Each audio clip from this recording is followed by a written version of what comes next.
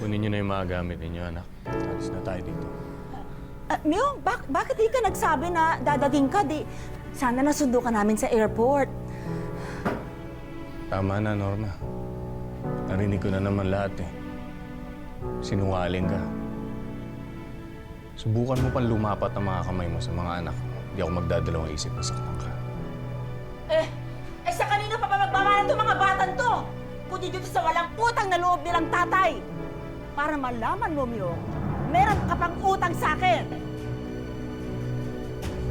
Ganun ba? Ayan. Bayad na kami.